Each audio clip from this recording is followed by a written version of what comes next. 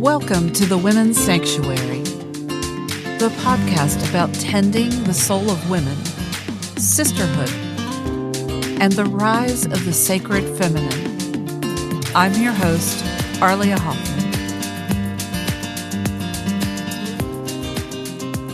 Hello, everyone. Welcome back. This is Arlia. I'm thrilled today, again, to not be alone at the microphone. I am joined by a lovely person that I've known for a little while, and I'm excited to introduce you to, because she's got a lot to say, a lot of great things to share, and I think you'll find this conversation fascinating. Her name is Stacey Ruth, and she is unstoppable. She has founded 2 multimillion-dollar agencies and has been among the top 50 entrepreneurs under 50 here in Atlanta, and twice awarded top 100 IT agencies by Experiential Marketer.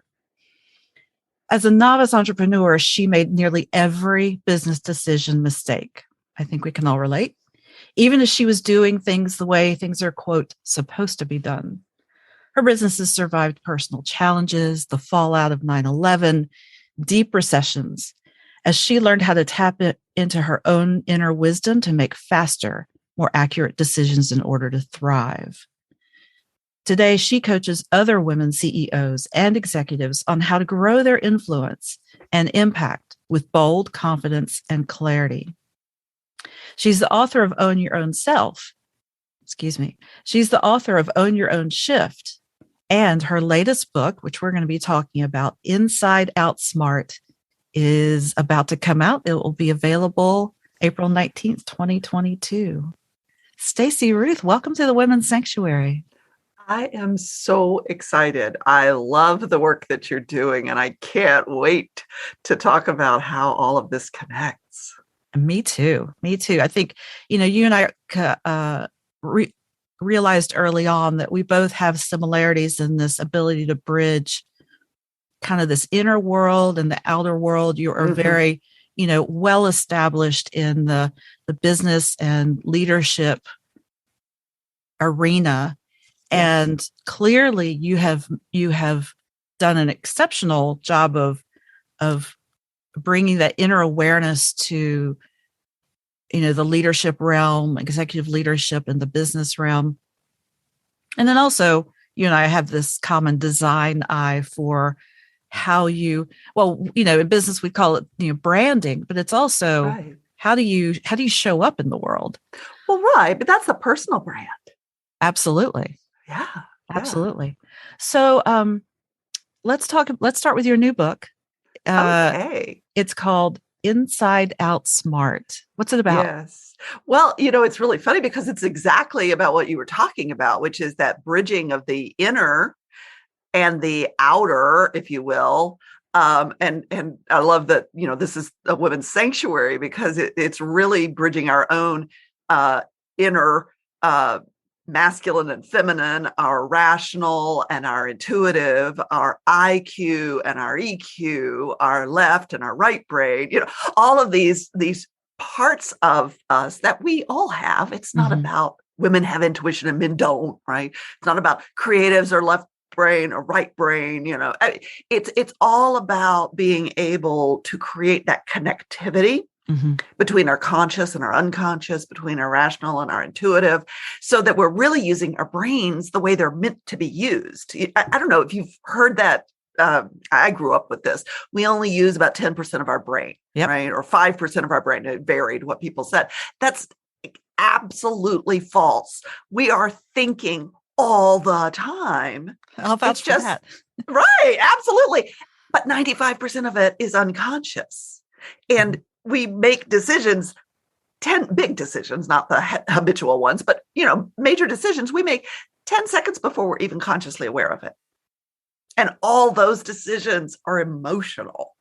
And I mean, that's what the neuroscience says about it. So what I'm doing in this book is helping people understand where their biases and their fears bump up against their intuition, how to recognize it, how to tap into it, and then how to rationally leverage it into action rather than treating it like some sort of woo-woo voodoo that I don't know if I trust it or not. Well, that makes sense because if you don't understand what's going on behind the eyes or behind the Yeah. scenes, Yeah. um, Just under the surface. Yeah. yeah, you can totally attribute it, make up any story you want to attribute it to what is actually happening and not to Mhm. discount the spiritual side of life. But that Right. self-awareness is everything. It gives you more Hmm. power. Yeah. And it's really interesting because a lot of men and a lot of women in male dominated fields, like, say, doctors, engineers, attorneys, they've been having to show up in this hyper rational world that we've kind of created. Hmm. And we actually have created it in the human history relatively recently, but we Hmm. forgot that we actually created it, right? Um, Women tend to uh, push aside, and men executives tend to push aside intuition, where they feel like they can't trust it, when in fact it's making faster, more accurate decisions when data is missing. And so you're Mm. missing the ability to make effective decisions by discounting one of your most powerful and actually largest decision making tools. Okay, so let's back up a moment. How would you define intuition? Well, it's really a fascinating. It's the knowing without knowing how you know. All right. Mm. It's simply to know. And it's not emotional because we say, oh, I've got a gut feeling. So we say emotion, feeling, right? But it actually has no emotion attached to it. It's not afraid. It's not anxious. It's not excited. It's not happy, thrilled. You know, it just says, go here, do this, say that. It just knows. I Yeah. love that. I love that. Right. It's yeah, go ahead. Keep So going. our ego responds then to it. And, we move into our rational mind and go, oh, that's a great idea. Right. Or, ooh, I better check on that. Right. So that's what the intuition does. It gives you the information Hmm. and then you go act on it. What it's really doing, it's in our, there's a lot of research, recent research about intuition, but it's throughout our entire brain. It's not just in our unconscious, it's in our Hmm. conscious and unconscious. It's not just in one side of our brain, it's in both hemispheres of our brain, right?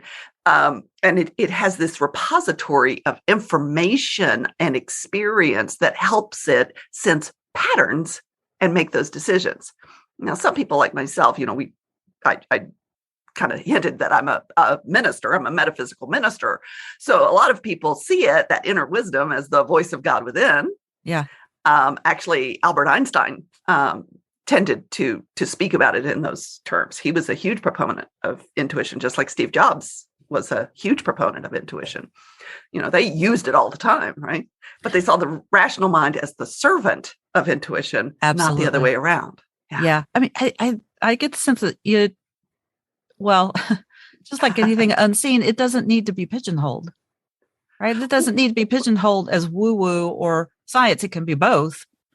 Well, It can be absolutely. because we can't even fully understand it ourselves. It's this piece of us that we that we learn to be in relationship with.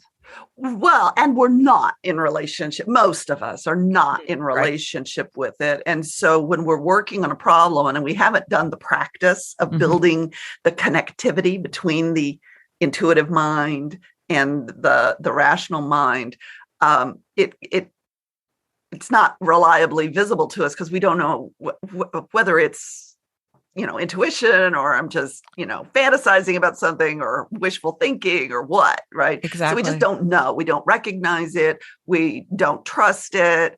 And it will show up with some just very bizarre information, like in Hmm. dreams, and we don't know what to make of it. Absolutely. Yeah. So what do you do with that? How do you develop that? How do you develop it? Oh, glad you asked. So there are tools that you can use and practices you can do to begin building the intuitive muscle, is what I call it. It's what we're really doing is we're creating neural pathways that open up to intuitive insight. And certainly, no surprise, I'm sure, mindfulness, meditation, yes. dealing with negative feelings. Now, a lot of people stuff their negative feelings. Mm-hmm. And then other Isn't people, that called chocolate? it's called a lot of things. Shopping, Yeah. well, yes, there's endless ways to stuff those temporarily, right? Yeah. To stuff those negative feelings. But some people like to really just roll around in them and attach and obsess over them, and they get a little bit of a dopamine hit from that, right? Yeah. I feel called out. Yeah. but the best thing to do is to start shifting, because the intuitive mind is creative, it's inventive, it's curious, it's empathetic. The intuitive mind is a very forward-looking, positive characteristic that we have, right? So to shift those negative emotions into saying, what am I learning from this? So a curiosity. So I have people ask questions, where am I headed? How does this align with my values, right? Mm-hmm. When I start doing that and bringing that into meditation and mindfulness, I'm starting to bring forward, without attachment to the answer, what my intuitive mind has to say. Yeah. And another thing that people really, and please share this with your listeners, experiencing trauma, and it doesn't have to be huge trauma. Many, many, many, many, many women, probably the majority, have experienced some form of trauma in their childhood or in their adulthood even. And we've all experienced trauma through what's gone on in the news and with COVID, all of this. Dealing with that trauma is important to open ourselves up to a more aware state, because when we shrink back when we're in trauma, right? There are other ways to do this. Listening to your body does speak the voice of intuition, right? So there are many ways to do that. The tools that I invite people to use are the meditation practices, mindfulness practices, dream journals. I could remember up to 30 dreams a night. I could be writing all day in a dream journal and not be done. Everyone dreams, right? Oh, yeah. We could do a whole episode just on dreams. And there are a lot of other tools, they're in the book. I talk about them. I don't mean to derail, but you can tell I'm excited about the whole idea here. Well, your excitement is contagious, because I think it's intriguing to me to ground the practice of developing intuition in our reality of data and science, and understanding its relationship to our rational mind, and the ego as the servant to intuition. All of that resonates with my practices and what I know. Yeah. And I'm curious how you came to this book. Like, how a question I like to ask is, how did you get here? Like, how did you get to the point of being of bringing all that material together? And let's start with that. Well, I'll tell you, one of the reasons that I wrote it is because I feel like leaders in general, women especially, of course, as a woman leader, I'm most passionate about helping other women leaders, especially women leaders who are trying to move forward in a still unbalanced environment. I'll put it that way. But decisions are a real stumbling block for leaders. I mean, we don't really teach leadership. We really teach management. And leadership is about visioning, and it's about motivating, and it's about really helping not just yourself, but all of those who are with you move forward, whether that's in your family or in your community or in your business. So being able to make those decisions very effectively is what this book is about, right? And understanding what gets in our way, what trips us up, but also what moves us forward. I wished I had that when I started my first agency 30-something years ago. And I did start it with an intuitive hit, but I didn't understand how to create that. And I didn't understand how to maintain that. and maintain my balance as a leader of an organization using intuition. I now know it, right? And my ministerial studies actually brought that forward in a big, big, big way. But I had what I called a mountaintop moment. I was working for a major organization, hadn't taken a vacation in 5 years. I was working, these ridiculous 80-hour weeks on weekends, all of this stuff. And there was no remote work. So I was in office all the time. So my husband and I, we took our first vacation in 5 years and went to Sedona, Arizona, which is a, beautiful woo-woo space for sure. Whatever you think about the energy vortexes that are there, it is absolutely gorgeous place. And I went up to the airport vortex, climbed up. There were people meditating. I'd never meditated, but I just sat down there and I relaxed because I was moving into that mindfulness state. I didn't know what it was, but that's what I was doing. And I could just see 360 degrees around me of the Red Rock Valley. And it was still and it was silent. Felt like time stopped. And then I heard in my head, it's time to go out on your own. Now, I had been terrified of that thought, although it had occurred to me.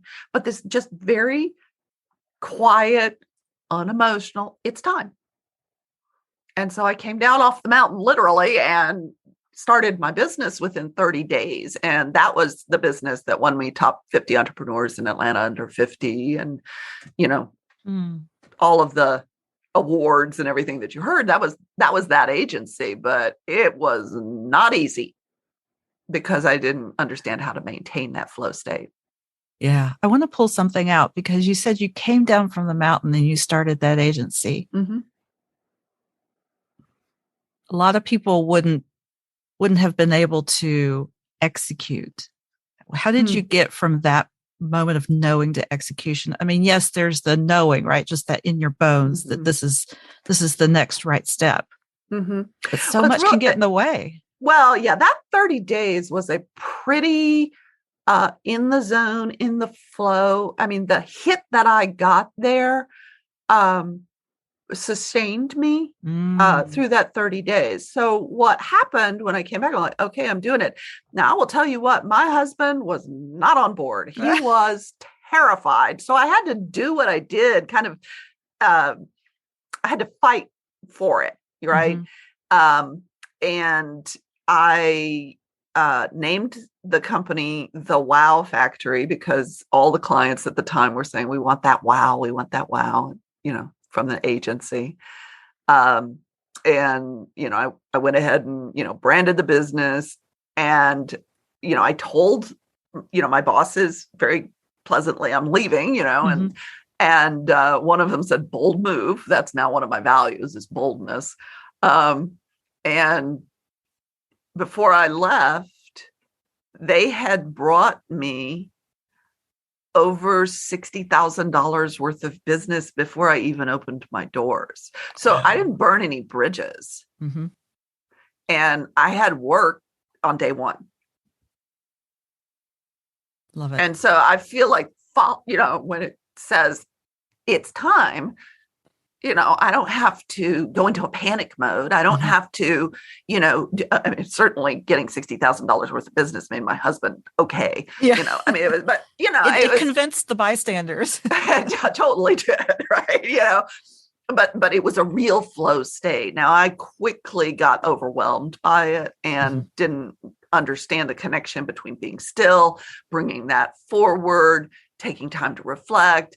And I really, honestly, I became my own worst boss for probably about 4 or 5 years. We were doubling in revenue every year. Wow. Yeah. That's amazing. Yeah. Had a tiger by the tail. Yeah. Well, you mentioned a couple of times your minister studies. Tell me about that and what that is. Yeah. Yeah. Well, I knew that something was missing. And, I had joined a friend at it's called a spiritual living center, and it's a church essentially, but it's more of a universal philosophy than I would call it a theology. And it really combines the studies of, Judaism, Hinduism, Buddhism, Christianity. It brings the core essence of major shamanism, major world theologies together into one. Mm-hmm. And so it felt like something that I already knew. And so I leaned into that. And it's called Science of Mind, the branch that it's very close to Unitarian. They're very aligned. They come from the same origins. A lot of people ask me if it is Christian Science. No, but also comes from the same origin, So, but I got my license not through Centers for Spiritual Living, but from the University of Metaphysics in Sedona. So I came full circle. But the idea behind it is that things that you will have heard, Deepak Chopra, Oprah Winfrey, they're using that same ideology. In a lot of the work that they're doing, like her Super Soul Sunday uses a tremendous amount of that. Wayne Dyer, they all came through that same teaching, right? So that change your thinking, change your life ideology is a huge foundation of it. And so it's about how we speak and how we think is actually what's creating our experience in life. And so it's a very take full responsibility for your own well-being, but it also has that idea that there is this universal divine of which we are all part of, an expression of, and participating in. I'm not God, but I'm certainly part of God. Yeah. I love that. It's very aligned with where I am in the women's sanctuary. Absolutely. Many people are really embracing it. And I don't think it's an idea you can own, right? So I consider myself as a minister just someone who's sharing the information. And, when people want to insert spirituality into their executive work, I'm happy to support them. And otherwise, we meet them where they are. Yeah. Absolutely. And I love that because I think it's for those who are ready for something like that, that's perfect. And then there are others who want to stay squarely in the business world. And yet some of those ideas are essential because we're all human, essential to thriving and succeeding in that world. Absolutely. I personally believe that you can talk about spirituality as much as someone's open to, but everything is spiritual in nature because everything is founded on our beliefs, that's spiritual, and our values, which is also spiritual. It's just how you want to talk about them. Absolutely. Well, you mentioned talking about taking responsibility for your life. And I know choices is one of the topics you talk about. Talk about the importance of choices and your power of choice in life. Well, that's a whole session myself. Yet another podcast. Well, I'll distill it down to what I think the most important thing to know about choice is. We all have it every moment of the day. And the choice resides with us. Our circumstances are going to happen, right? The relationship with the client goes sideways, or there's a power outage or whatever, right? And or there's not enough cash flow at this moment to do this thing that's really important. It just all of these things. But I'm not a victim of those circumstances. I get to participate in those circumstances through my response to them. And again, going back to the intuition, that's where I get to be curious. What's possible here? What can I do given this? And a lot of people will shut down options and say, oh, well, that's not possible. Initially, I invite my clients to list at least 5 or 10 things that are possible, maybe not likely, but possible as choices in order to get their creativity going and get out of the stuck mindset. Carolyn Mace, I say this all the time, or at least I feel like I say it all the time. Carolyn Mace says, choice is the highest form of creation. Oh, yes, it is. Yes, it Boom, is. right there. Right yeah. there. And I always get to choose again. If I don't care for a choice I've made, I get to re-choose. And one of the biases that I talk about in the book is called, and I didn't make this up, the sunk cost bias. I've invested all this time and all this energy in this relationship or this project or whatever. What do you mean I can just abandon it and do something different? Well, maybe that's, maybe it's time to go out on your own, I mean, that's important right there. I mean, we're all taught to, stick with it and stick it out, and depends on what the intuition's saying, right? Sometimes that's the correct choice, and sometimes it's maybe you've learned all you need to learn here. It's all valuable. It's all valuable. Oh. Mm-hmm. Yeah. Another theme that I wanted to pull out was in your blog, you mentioned the difference between confidence and resiliency. Something about how confidence doesn't always equal resiliency. Well, there's a lot of talk about resiliency right now, and from a we're all learning it, right? From a neuroscience standpoint, resiliency is something we can learn, which is also true of confidence. We can learn confidence through experience. The idea with resiliency is that we actually can create it for ourselves by going through something that's stressful. We create, it's like building muscle. And I don't mean something that's like, a trauma producing experience, but getting up and speaking in front of a crowd or, those kinds of things, which are stressful enough to push us forward or pull us forward, one of the two. We can create resiliency that way. Yeah. The idea behind confidence is I don't need the resilience. I'm already capable of doing it. Right. So a certain amount of confidence will move me forward, and that creates the resiliency. Got it. Yeah. Got it. So the confidence, we'll say that again, the confidence takes you forward, and that builds resilience. Yes. So that can build resilience. It is one way of building resilience. It doesn't have to be stress or trauma. Correct. Do it. Correct. Confidence can build resiliency, and resiliency can build confidence. That they're not the same thing, right? I'm not doing this because I'm resilient. I'm doing this and it will create resiliency. But because I have resiliency, I'm able to do more. I'm able to bounce back from adversity. I see it as an elasticity, absolutely, flexibility, adaptability, all of that. Yeah. And we have this culture that we've created, like, protect people from any kind of disruption or disturbance, or take care of them. They're fragile. We don't want them to, my parents were like, we don't want you to make any mistakes in your life. Parents want that for the kids, right? Yeah. Thankfully, I made plenty of mistakes, because the more that we get that experience, actually, the less hardship later brings us down. So those that have experienced no hardship, when they hit it, it hits them harder.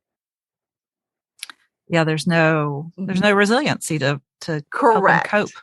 Correct. Yeah. And so we create confidence in our kids, and in ourselves, obviously, by not, how do I put this? Complimenting, reinforcing someone for something that is innately theirs.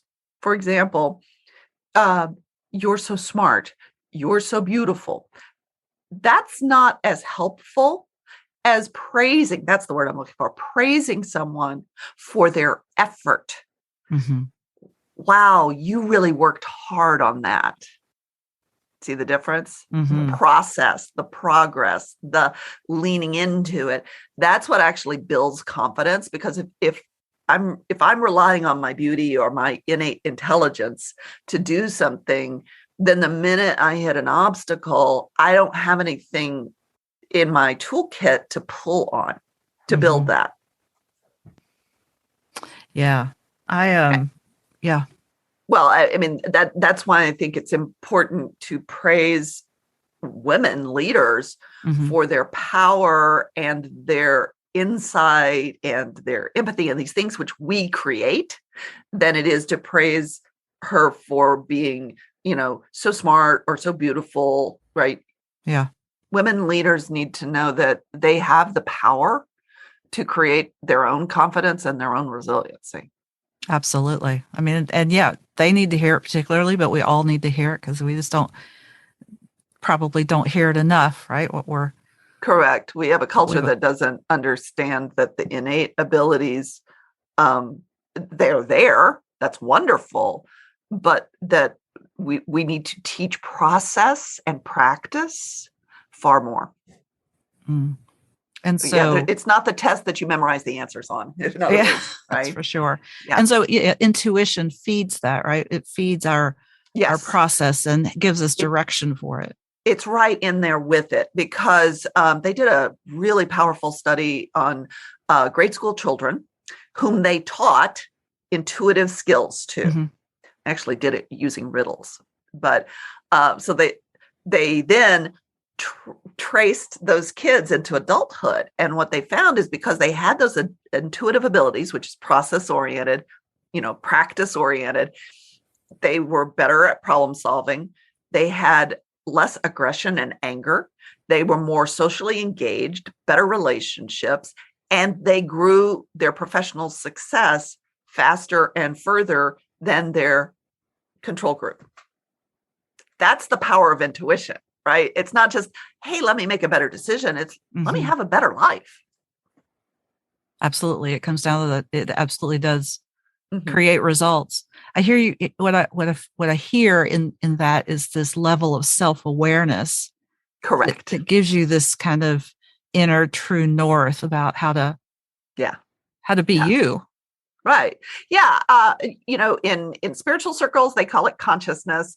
In executive circles, in C-suite circles, they want to call it self-awareness.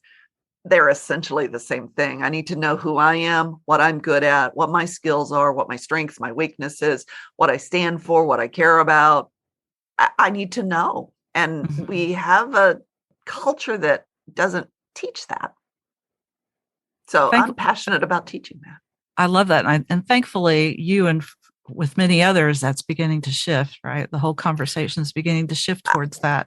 I think it is. And I'll tell you, I kind of closed the book with this, and it kind of, it's thrown some people for a loop. It might be what my next book needs to be about, but artificial intelligence, people are scared of it. It's one of the fastest growing technologies. I mean, it's just on this vertical climb. I mean, it's here. Right. It's not going anywhere, everybody.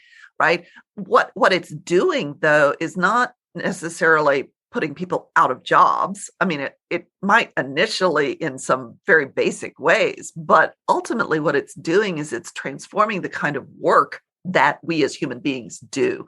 It cannot reproduce the intuitive and unconscious mind processes. Right.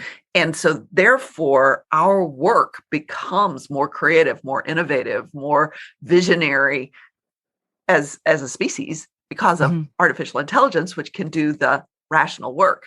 So the rational work is not where we need to be focusing. Oh, that's fascinating. Yeah, it's freeing us up to do more of that visioning. Which is the majority of our mind anyway. Isn't that interesting? Right? So artificial intelligence is only representing this little piece of our brain. Oh, well, that's great because I mean, I love the picture of putting AI in a place where it's useful and helpful and not threatening, right?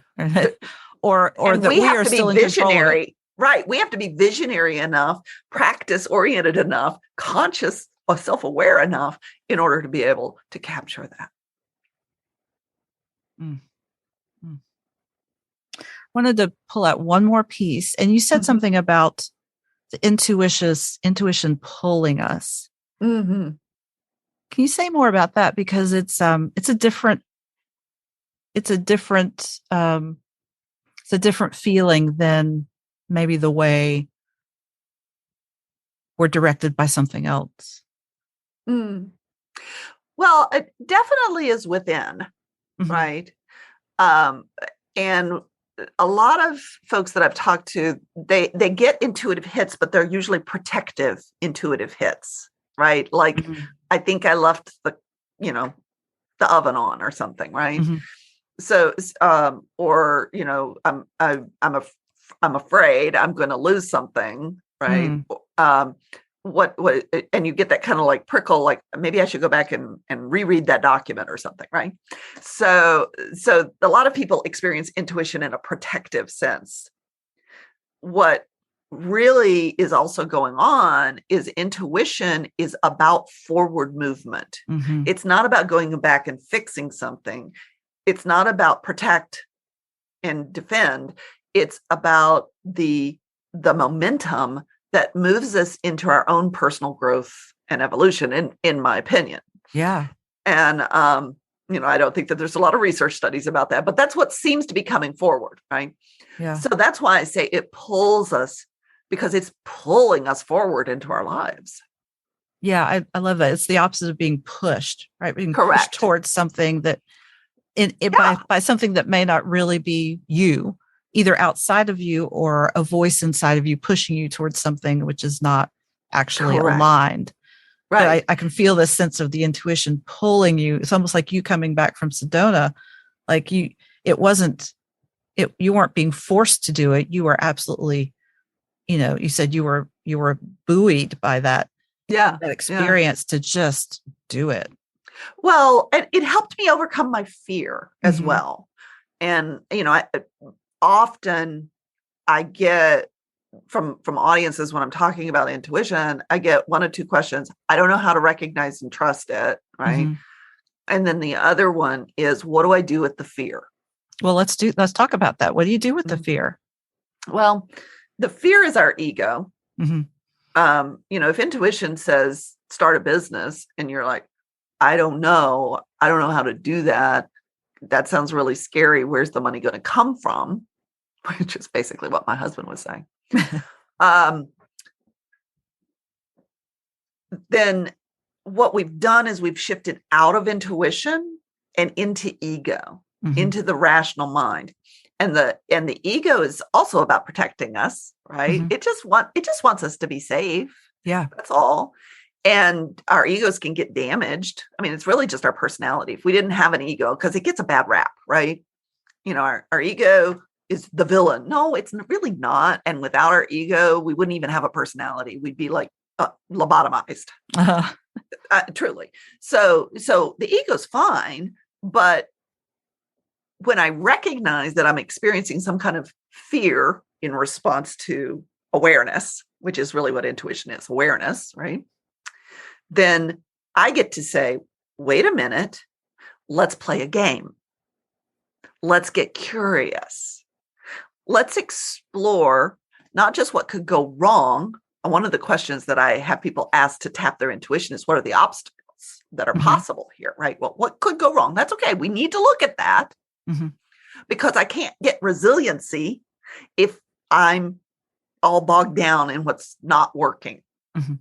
So I build resiliency past the fear by acknowledging what could go wrong, but then also looking at what could go right and moving towards what could go right and being willing to go around or over the obstacles, a bit like water. That's why I like the term flow.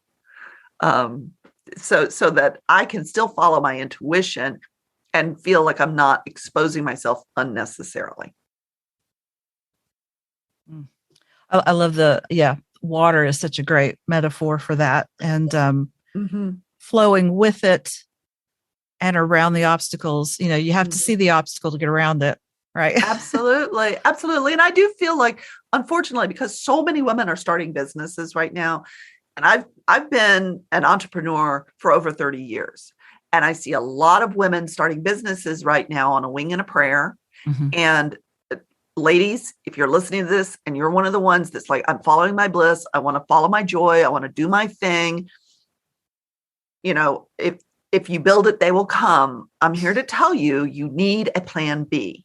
It doesn't have to be a plan B of going back to corporate or whatever, but you need a plan B, because businesses without a plan and a strategy are going to fail at about 80%.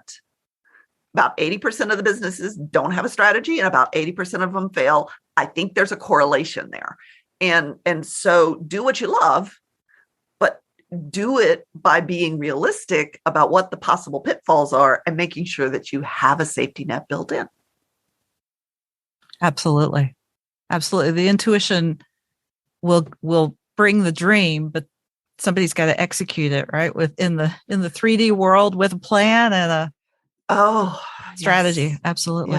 Yes. And that's just the nature of the beast. That's putting the rational, as Einstein called it, the servant of intuition, putting the rational mind into service for what the intuition is encouraging you to do.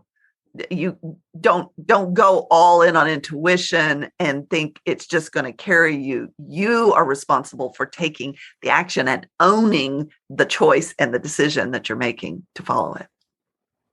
Absolutely. There's been such a tidal wave in the last couple of decades of this idea of following that intuition as a career path.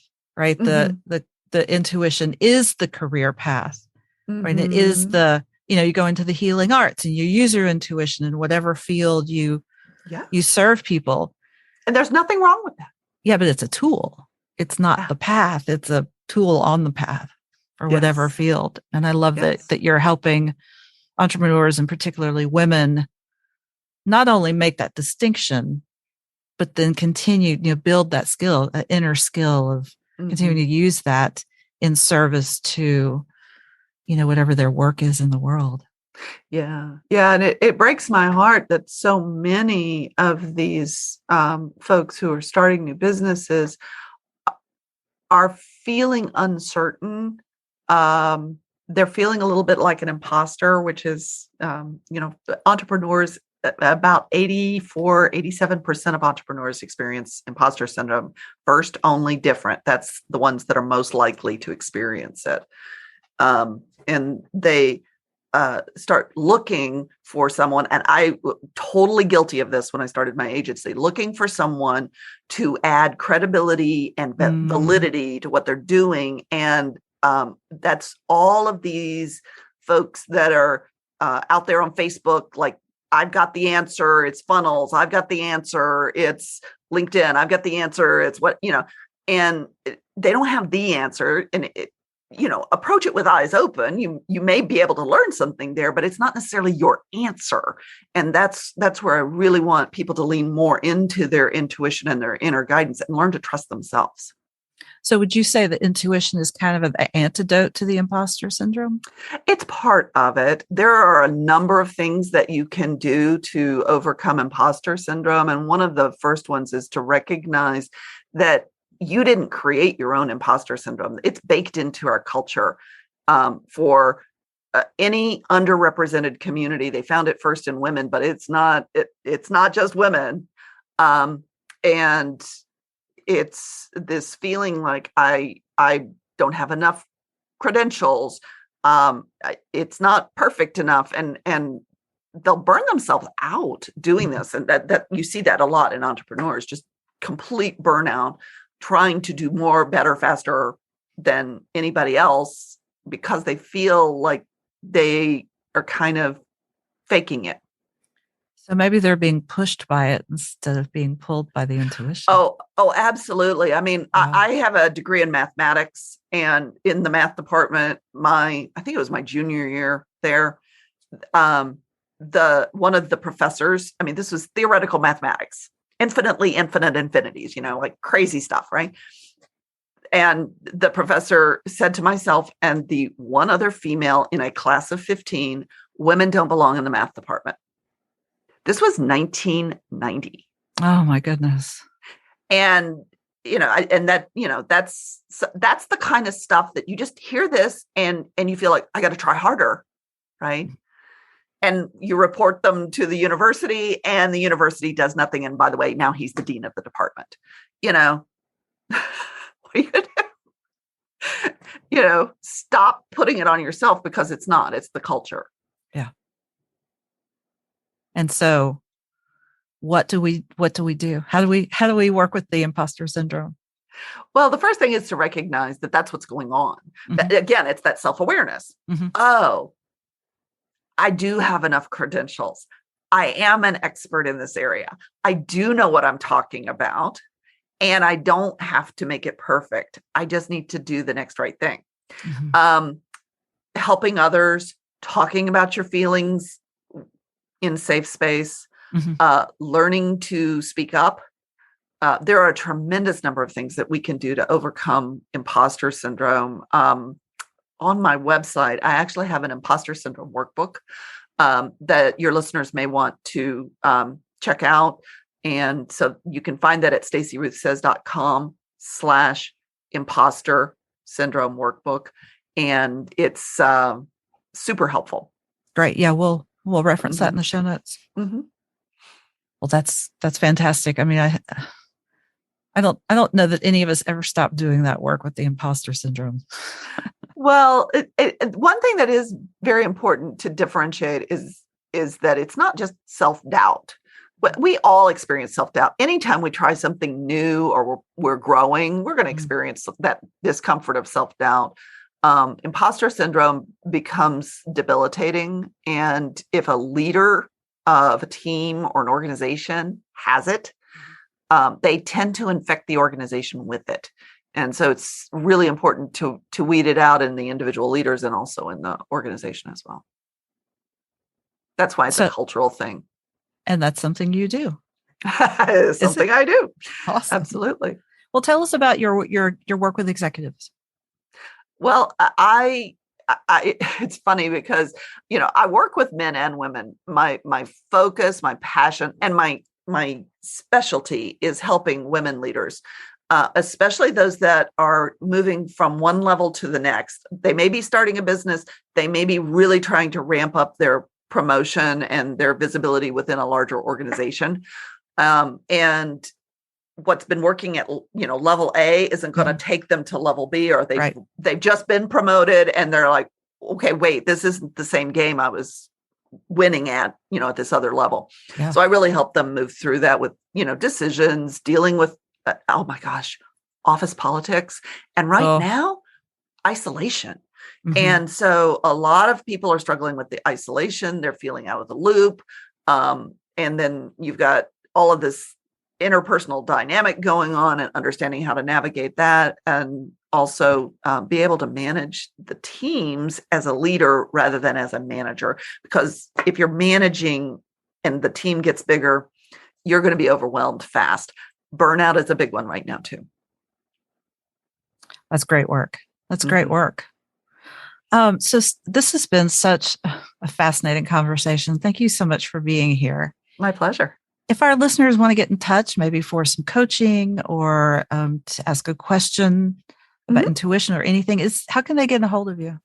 Well, I welcome just conversations and getting to know where your listeners are at. Absolutely. And I do want to say that if people have a particular situation they think might be helped by coaching, or that it might help their organization, reach out. I am more than happy to devote, a 30-minute call to a particular situation to help them assess whether it's a good fit or not. So they can reach me at staceyruthsays.com, and that's staceyruthsays.com. There's a contact form in there. That's probably the easiest thing to do. And I'm all over social media, Stacey Ruth Says. Perfect. And your book, Inside Out Smart, comes out April 19th. Yay. I'm excited. I cannot wait. Cannot wait to see it and read it. I am so excited for this one. This is it's a labor of love. So I'm really looking forward to it. You'll get some of my juicy secrets in there too, some of the stories that got me where I am. I think the ladies will relate. Excellent. Excellent. Oh, well, Stacey, this has been a fantastic conversation. I'm so grateful you joined us today, and A joy. it really was. So we will have another guest here shortly, soon. So stay tuned for that. If you like these podcasts, please like and share, and but you can find more of them on your favorite podcast media. The Women's Sanctuary podcast is brought to you by the Women's Sanctuary, offering sisterhood and counseling and coaching for women in transition and revolutionary women. Thank you again, Stacey, for being here with me. This is Arlia Hoffman, and this has been the Women's Sanctuary. We'll see you again next time.